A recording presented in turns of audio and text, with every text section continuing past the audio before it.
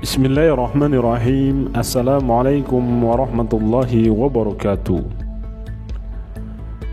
Pada pembahasan kali ini, saya akan membahas tentang dakwah Jitu Wali Songo, strategi pemberdayaan masyarakat. Faktor-faktor yang mempengaruhi keberhasilan dakwah Wali Songo hingga mampu membumikan Islam di tanah Jawa, salah satunya adalah dari kemampuan ilmu, wawasan, dan kapasitas individu yang dimiliki oleh para wali. Sebagai juru dakwah yang bersentuhan langsung dengan masyarakat, maka faktor kepribadian dari masing-masing wali menjadi faktor krusial. Islam merupakan sebuah kebenaran hidup. Oleh karena itu, akhlak pembawa risalah Islam menjadi cerminan atas nilai-nilai apa yang mereka bawa. Setelah akhlak, dalam diri para wali juga ditunjang dengan tingkat intelijensia yang tinggi. Sebagai seorang juru dakwah, mereka dapat dikelompokkan dalam tingkatan manusia level jenius, di mana sebagai sosok pribadi, selain memiliki tingkat kognisi tinggi dalam bidang ilmu agama, para wali juga memiliki kemampuan untuk mentransformasikan gagasan ilahiyah di setiap gerak dakwahnya. Selama periode dakwah Wali Songo, hampir bisa kita pastikan gagasan-gagasan Islam sebagai agama yang rahmatan lil alamin tidak hanya menjadi slogan manis dari para juru dakwah. Namun konsep tersebut benar-benar mampu diwujudkan para wali dengan gerakan nyata melalui usaha-usaha pemberdayaan kehidupan masyarakat di lingkup dakwahnya. Sebagai gambaran bagaimana sosok anggota Wali Songo yang dalam perjalanan dakwahnya dianggap telah mampu mentransformasikan peningkatan kualitas hidup masyarakat, diantaranya adalah dakwah dari Sunan Derajat dan Sunan Kudus. Dalam dakwahnya, Sunan Derajat dikenal sebagai penyiar agama yang sangat dermawan. Beliau dikenal sangat dekat dengan orang-orang miskin, sering membantu kehidupan mereka dari masalah makanan, pekerjaan, mengatasi masalah-masalah saling pendapat, hingga beliau juga dikenal sebagai tabib yang tidak pernah mau menerima imbalan apapun atas jasanya. Dengan keilmuannya pula, Sunan Derajat mampu mengembangkan perekonomian wilayah Derajat Sedayu. Beliau diketahui mampu menciptakan tata kelola lahan pertanian yang baik dan memiliki produktivitas tinggi.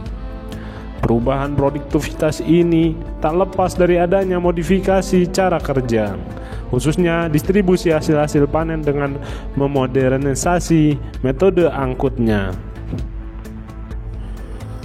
Pada awal tahun 1450-an Masehi, mayoritas metode pengangkutan hasil panen beras di pesisir Jawa masih dilakukan dengan cara digendong atau disunggi di atas kepala.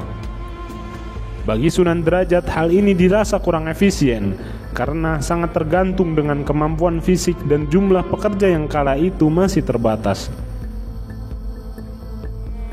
Dari kondisi yang demikian ini, maka Sunan Derajat kemudian memberikan terobosan baru dengan menciptakan alat joli.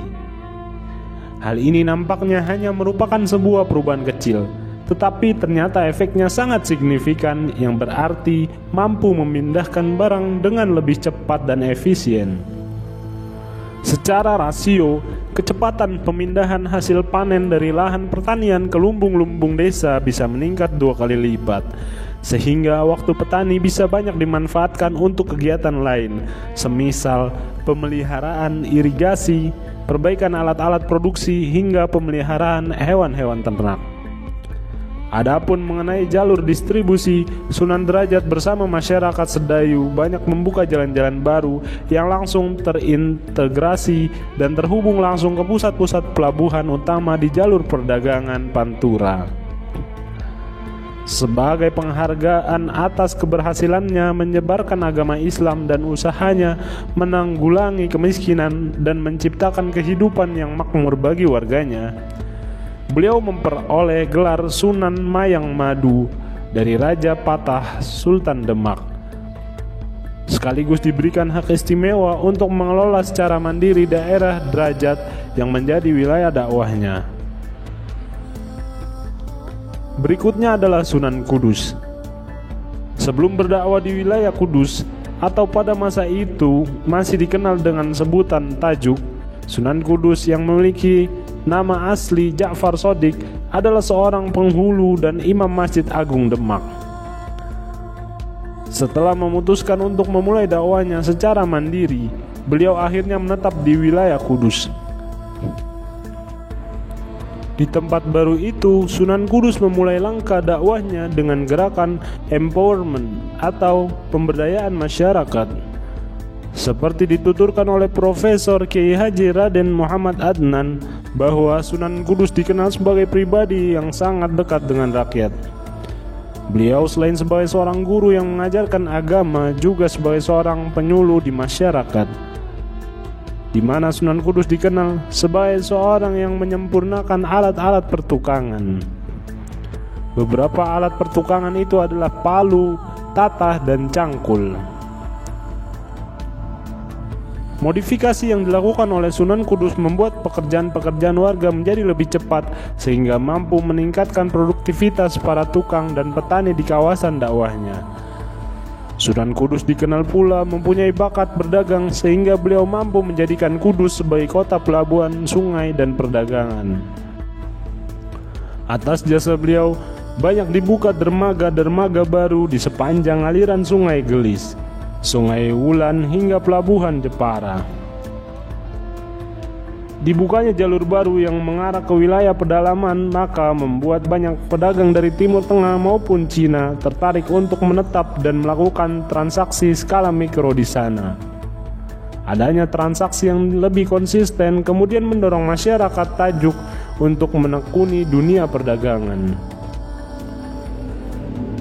Di kemudian hari, masyarakat Tajuk akan selalu mengingat sebuah ungkapan yang melekat pada diri Sunan Kudus.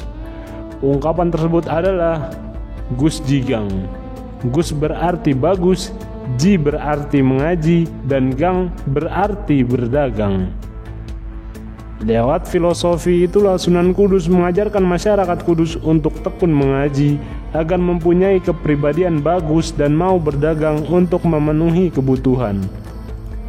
Begitulah contoh metode dakwah yang dilakukan oleh para wali dalam usaha menyiarkan ajaran Islam. Melalui metode yang tepat dan mampu menjawab kebutuhan dasar masyarakat, maka Islam mampu diterima masyarakat dengan mudah. Wassalamualaikum warahmatullahi wabarakatuh.